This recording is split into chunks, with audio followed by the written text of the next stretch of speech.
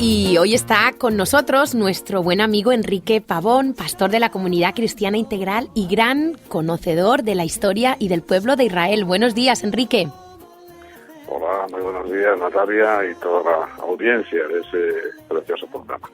Pues encantados de tenerte nuevamente aquí en Nuevos Comienzos. Y Enrique, hay mucha ignorancia con respecto al pueblo de Israel. Hemos visto por su historia que Israel es una nación singular y sabemos que tú tienes un cariño muy especial por este pueblo. Yo quisiera que nos contaras por qué. Bueno, las razones serían larguísimas. Básicamente es un acto de justicia, porque realmente todo el mundo está en contra de Israel, así lo profetiza la Biblia y así lo estamos viendo, pero esencialmente ha servido para un gran beneficio de la humanidad. No hay persona que no haya recibido algo de Israel, lo conozcan o no lo conozcan, ese es otro asunto y es lo que tristemente se ignora, que la mayoría de las cosas que usamos y tenemos y disfrutamos, incluso nos beneficiamos por cuestiones de salud, pues proceden de esa nación tan pequeñita, pero a su vez tan grande en cuanto a su magnitud humana, ¿no? Uh-huh. Y, Enrique, ¿cómo es posible que Israel, un territorio que apenas ocupa el 1% del Medio Oriente, tenga en jaque a toda la comunidad internacional? Pues fíjate que es uno de los enigmas que la humanidad no acaba de asumir, pero la importancia de todo esto no es solamente estratégica o política o comercial o financiera, como le quieras llamar. Tiene mucho que ver con algo espiritual, ¿no? Porque la tendencia de hoy al materialismo en el que vivimos es ignorar todas estas cuestiones de tipo espiritual, que son las que realmente cuentan. Ese territorio fue marcado por Dios, fue escogido por Dios, y a su enemigo, o a su adversario, porque el enemigo no tiene Dios, a su adversario, el diablo, pues no le ha gustado nunca. Y siempre lo ha tenido como objetivo para destruir y ocupar y acabar con todo, y no lo ha logrado. Y hoy, pues todo lo que pasa allí inmediatamente repercute en toda la comunidad internacional, y esto es una realidad que no podemos obviar. Uh-huh. El conflicto árabe-israelí lleva tantos años que casi uno pierde la perspectiva correcta de esta situación. Además de que las noticias que nos llegan sobre este tema en España suelen ser muy poco objetivas. Yo quisiera preguntarte, ¿tú crees que es legítimo que Israel reclame esta tierra como suya?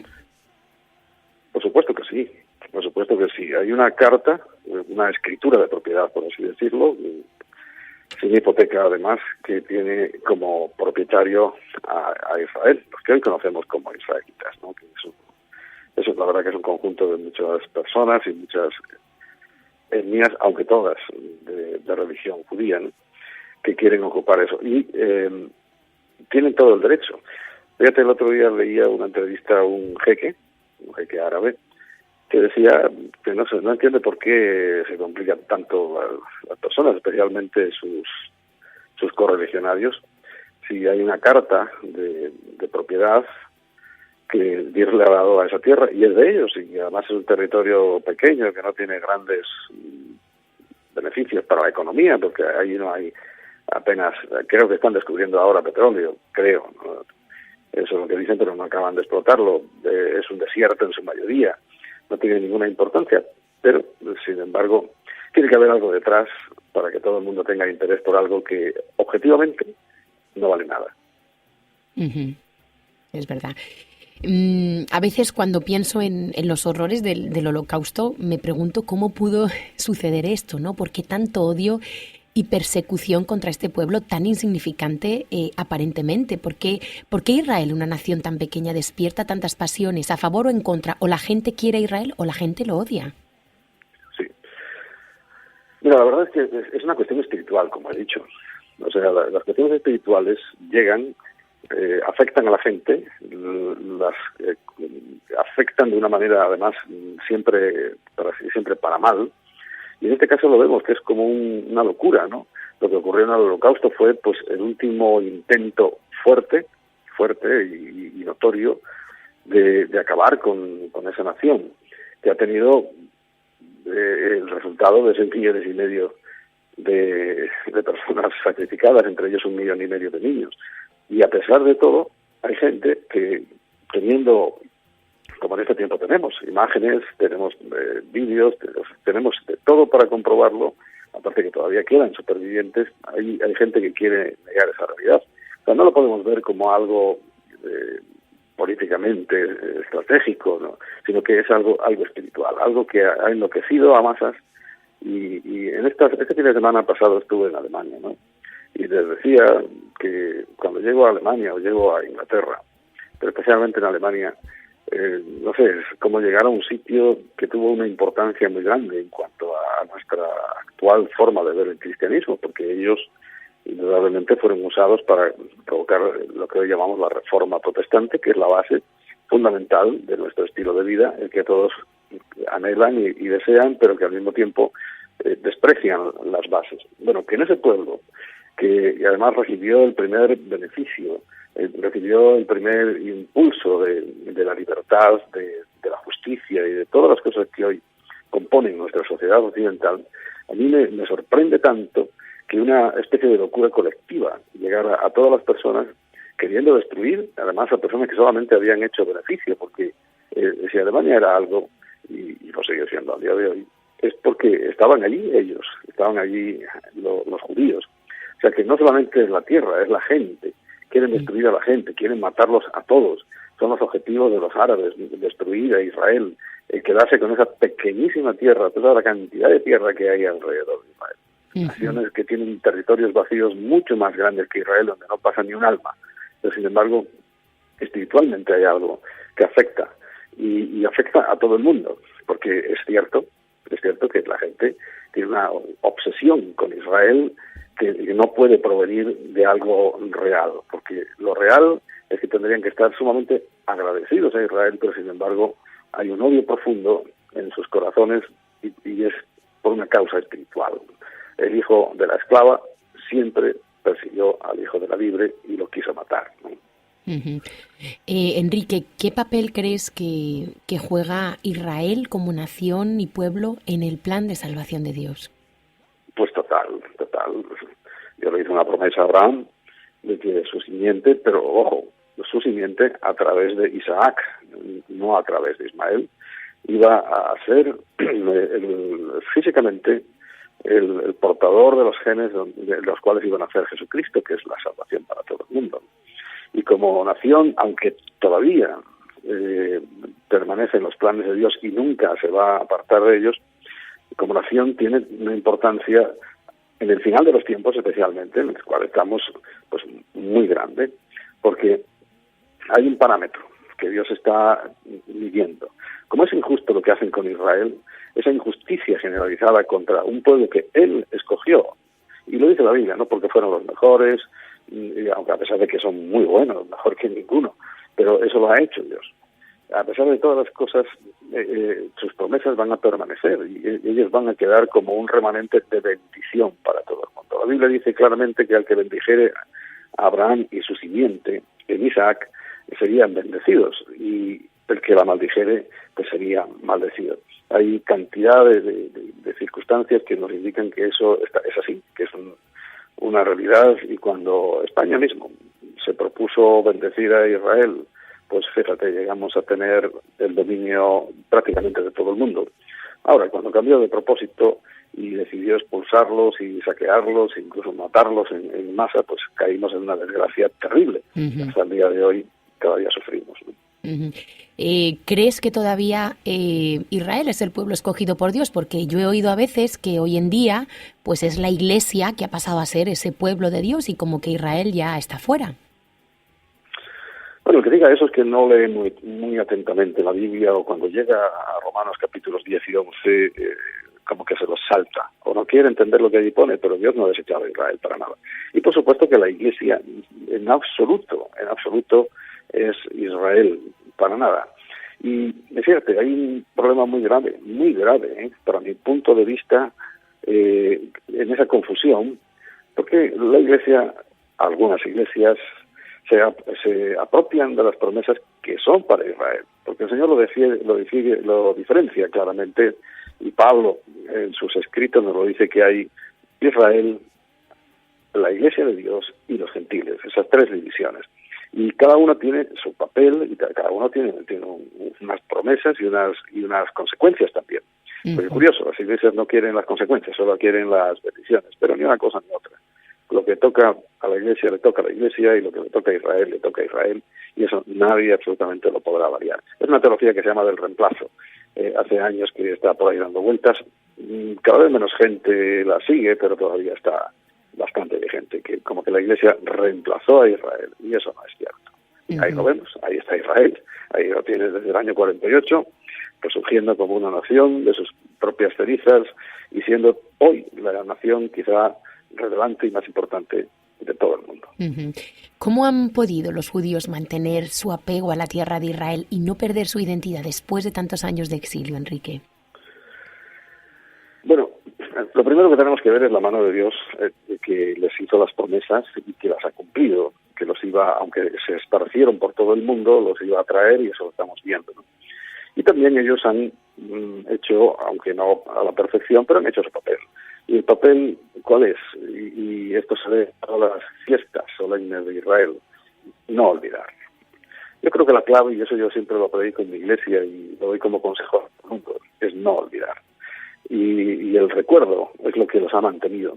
El no olvidar las cosas terribles que pasaron, sobre todo para no tener que volver otra vez a repetirlas, ¿no? Porque es lo que le pasa a la mayoría de la gente. Se olvidan rápidamente de lo que pasó, que muy bien, hay una parte del olvido necesaria, sobre todo cuando tenemos que actuar en el perdón, etcétera, etcétera. Pero olvidar no significa borrar de la memoria, ¿no?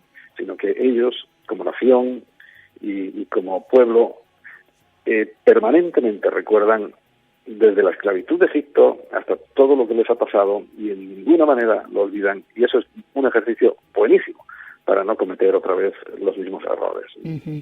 Creo también que, bueno, Dios les mandó específicamente celebrar una serie de fiestas que también les ayuda, por supuesto, a recordar, ¿no? La Pascua, el Pesaj, por ejemplo, que recuerda la salida de Egipto. La Pascua es simplemente recordar lo que pasó en Egipto. Fíjate la cantidad de años que ocurrió eso, pero ellos no lo olvidan, y cada año lo recuerdan. Y además la orden de la Biblia es: enséñaselo a tus hijos y a los hijos de tus hijos. Y fíjate, así ha permanecido, y por eso ese pueblo, aunque tiene un fenómeno que ningún otro pueblo ha podido repetir, en 2000 años fueron apartados de su tierra, expulsados, masacrados, llevados a todas partes, llevados en una ocasión y otras veces se fueron ellos. Sin embargo, a una orden de Dios de algo espiritual, ellos vuelven otra vez a su tierra, vuelven a retomar sus costumbres, vuelven a retomar su idioma, vuelven a retomar su fe, aunque no está perfecta porque ellos desprecian al Mesías, ese es su grave error. Pero bueno, todo eso estaba contemplado, y nosotros como cristianos deberíamos darle gracias a Dios de que ellos no tuvieron en cuenta al Mesías, a Jesús, ¿no? Porque nos abrió las puertas a nosotros. O sea que yo, por eso, una de las razones, y la primera pregunta que me hiciste, es un profundo agradecimiento, porque, como dice Pablo, la defección de ellos, o sea, lo malo de ellos, se ha convertido en una bendición para todos nosotros, y yo no puedo olvidar eso. Más bien tengo que ayudarles en todo lo que pueda y bendecirles y orar por ellos, incluso llegando a aportaciones de tipo material para todo lo que necesiten, esté en mi mano, ¿no? O sea, si entiendo bien, el Mesías, como decimos nosotros, el Cristo, Jesús, vino a los suyos, o sea, a los judíos, pero dice que los suyos no le recibieron, ¿no? Pero debido a eso, a todos los que le recibieron, es que Dios nos acoge en su familia, ¿es así? Claro, es que esa es la realidad hermosa que nosotros estamos viviendo, que repito, que es que me parece tan triste que muchos lo rechacen y muchos lo desprecien, una salvación tan grande y tan inmerecida, porque su objetivo era Israel. Él quería bendecir, pero claro, él quería bendecir a todas las naciones, y la única forma de bendecir a todas las naciones correctamente era pues elevando un Salvador para todas las naciones, y eso ha sido a través de Israel. Nunca nadie debería olvidar eso. Más bien agradecer y cuidar, porque, hombre, cuando estudias la Biblia sabes que todavía tienen un papel relevante, muy relevante en este tiempo, y que si tú quieres a tu nación, si quieres a tu pueblo, bendice a Israel, y verás como la palabra de Dios concretamente, esa promesa, te la puedo citar, está en Génesis capítulo 12, versículos del 1 al 3, pues verás cómo disfrutamos, bendiciendo a Israel, cuidando a Israel. Pero no, se dedica la gente a maldecirlos, a maltratarlos, y eso ha traído tremendas consecuencias, tristes. Enrique, creo que llevas más de 25 años, si no me equivoco, viajando a Israel y que cada año vais con un grupo numeroso. ¿Por qué? A ver, ¿qué podemos encontrar hoy en día en Israel? Pues mira, en Israel encuentras en lo físico una nación que, aunque es pequeña, tiene alrededor de 8 millones de habitantes ahora. Sin embargo, ves una modernidad increíble.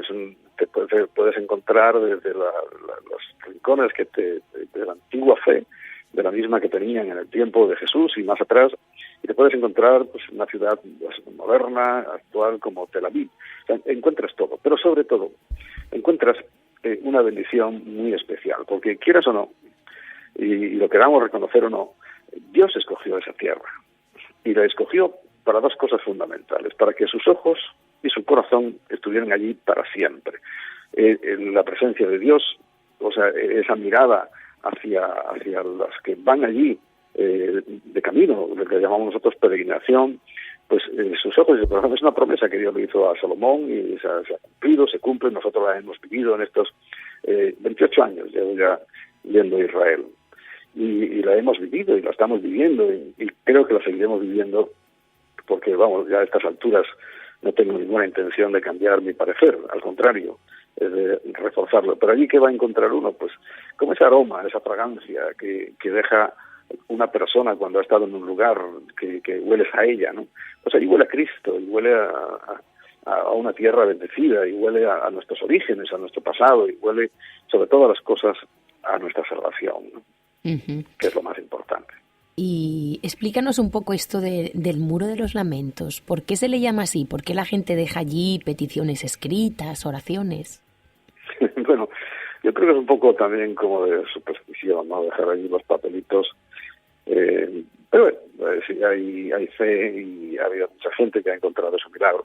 Pero el Muro de los Lamentos técnicamente es un trocito de la muralla perimetral que hizo Herodes, o sea, hace 2000 años, ni siquiera en el tiempo de Salomón, y mucho menos de la reconstrucción de Nehemías, sino que es de hace 2000 años, del tiempo de Herodes, que hizo pues una obra de ingeniería, como si algo tenía Herodes, lo malo ya lo conocemos, pero lo bueno era que era un gran constructor, le encantaban las grandes obras. Pues hizo una plataforma, haciendo una explanada ahí en todo el templo, agrandando muchísimo la zona destinada para los gentiles, para que simplemente los que iban allí no podían traspasar ese lugar. Y de un monte, con sus características de monte como lo es, lo convirtió en una plataforma totalmente plana. Entonces, para eso tuvo que hacer un muro que contuviera todas las tierras y toda la obra que se hizo para hacer esa plataforma. Bueno, de ese muro, de contenedor simplemente de las tierras, es lo que pueden acceder hoy por hoy los judíos. Entonces, se conforman con eso, tienen su templo, y no tardarán mucho en hacerlo, además, porque ya se oyen muchos rumores, hace años que vengo oyéndolo, pero ahora cada vez más, pero es lo único que pueden acceder. Entonces lo han convertido como una sinagoga, como un lugar de culto, y ahí tienen todas sus celebraciones, y ahí vamos nosotros también los gentiles, y oramos, y algunos se pegan al muro, otros desde lejos, porque la promesa era el que orare hacia ese lugar. Pues fíjate, con que pocos se conforman con simplemente un muro perimetral, pero que es de gran importancia para ellos, porque es lo único que en este momento pueden disfrutar y recordar. No te olvides, o no nos olvidemos, de que el recuerdo es base fundamental de la subsistencia de Israel. Pues recuerdan aquella gloria que tuvo Jerusalén, pues la ciudad escogida por Dios y levantada por Dios como nación santa, como pueblo escogido, ¿no? Y parece ser que ahí los extranjeros entramos en juego, porque Salomón, en la dedicación del templo, añadió ahí un epígrafe para nosotros, ¿no? Y dijo que los extranjeros, ¿no?, que fueren de lejanas tierras, Dios escucharía la oración. Sí, a causa de su gran nombre, ¿no? Aunque vinieran de donde vinieren, si oraran hacia ese lugar, no en ese lugar, que es a veces un poco el empeño de los cristianos de meterse, ¿no? Es hacia ese lugar. Y allí específicamente iban a recibir pues una promesa, y las promesas de Dios se cumplen. Y esa oración de Salomón fue respondida y es vivida por mucha gente que va con una gran fe y una gran esperanza de que Dios va a responder. Yo he conocido muchos milagros de gente que va allí, porque tiene sus promesas específicas como yo repito, un lugar escogido por Dios. Podía haber escogido otros lugares más bonitos, más verdes, más frescos, pero escogió Jerusalén. Y además, si se fijan todos nuestros oyentes y abren un mapa en plano, o sea, no redondo, sino plano, verán que es el centro prácticamente de la Tierra. Lo es también espiritualmente, y hay una gran bendición en acudir a esa tierra. Enrique, y mucha gente pues puede pensar, cuando oye Israel, automáticamente le viene a la mente guerra. En los años que habéis viajado a Israel, ¿no os ha dado miedo? ¿No habéis tenido ningún problema? Pues no, sí ha habido problemas, eso es totalmente cierto, porque en estos 28 años hemos tenido que ir en años de intifada y en años de conflicto, pero pues por la mano de Dios no ha permitido que nunca pase nada, y nunca pasa nada realmente allí a la gente que va como turistas o como peregrinos, porque en realidad ni siquiera a los palestinos les interesa, porque viven en gran parte de ellos, no les interesa provocar ningún conflicto, pero sobre todo pues la protección de Dios. Y hemos estado allí y hemos oído pasar aviones y hemos oído, a lo mejor, oído una explosión muy lejana, y hay problemas, pero por supuesto nunca van a llevarnos a un lugar donde haya conflicto, donde esté el foco del problema. Y uno experimenta allí una paz que está sin noticias ahí una semana, 10 días, y como si no hubiera pasado absolutamente nada, ni se entera uno. Uh-huh. Tranquilo, porque cuando vamos a la casa del Padre, vamos a la casa de nuestro Papá Dios, y Él cuida de sus hijos, por supuesto, y también nos cuida en ese aspecto. Uh-huh. Enrique, este año, ¿en qué fechas viajáis a Israel? Este año vamos a ir, ya llevamos unos cuantos años aprovechando ahí un hueco en las vacaciones de los chicos, en que ya terminan sus campañas de verano y antes de empezar el colegio, que es a comienzos del mes de septiembre. Entonces salimos concretamente el día 28 del mes de agosto para estar allí, como siempre, 8 días disfrutando pues de esa visita que le hacemos a nuestro Padre Celestial, y que Él nos recompensa con gozo, con paz y también, cómo no, con bendiciones a la vuelta y en el futuro inmediato, ¿no? Así que allí estaremos. Uh-huh. Yo, si alguien quiere venir, con mucho gusto lo acompaño. Uh-huh. Allí le puedo contar muchas cosas de las que he aprendido, de las que he visto con mis propios ojos, porque de verdad es algo que, a pesar de ese odio que la gente tiene, casi nadie, cuando le dices Israel, todo el mundo, o casi todo el mundo, dice, pues a mí me gustaría ir. Fíjate, me encontré hasta Pablo Iglesias el año pasado, no sé qué hacía por allí, pero allí estaba, y lo encontramos en el aeropuerto, y lo encontramos en el Muro de los Lamentos, uh-huh. El famoso Pablo Iglesias. Y uno dirá, ¿qué pinta este personaje por ahí? Pues habría que preguntárselo a él. Uh-huh. Enrique, o sea que cualquier persona que quisiera apuntarse a este viaje está a tiempo todavía y podría ir con vosotros. Sí, no tenemos ya mucho cupo, porque nuestro objetivo era llevar 2 autocares, vamos a abrir a 3, porque vemos que nos va aumentando el número de peregrinos, ¿no? De personas que quieren ir, así que no hay mucho cupo, así que si alguien está interesado, pues debería ponerse en contacto lo antes posible, uh-huh. Porque eso sí, claro, tenemos que cerrar un tiempo antes, porque hay que preparar todo, hoteles, visitas, todo está muy bien organizado, porque bueno, pues la experiencia de algo nos sirve, ¿no? Y es uh-huh. que lo tenemos ya pues casi todo hilado, bien hilvanado, y sabemos lo que hay que hacer. Muy bien, pues Enrique, muy interesante, muchísimas gracias por esa visión de Israel, de su pueblo, y bueno, a ver si nos podemos juntar este año para ese viaje a Israel. Muy bien, pues me encantará poder estar con vosotros, ¿eh? Muy bien, hasta pronto, Enrique, un abrazo. Muchas bendiciones para todos y hasta pronto. Pues bueno, dan ganas de pensárselo, ¿no? Y por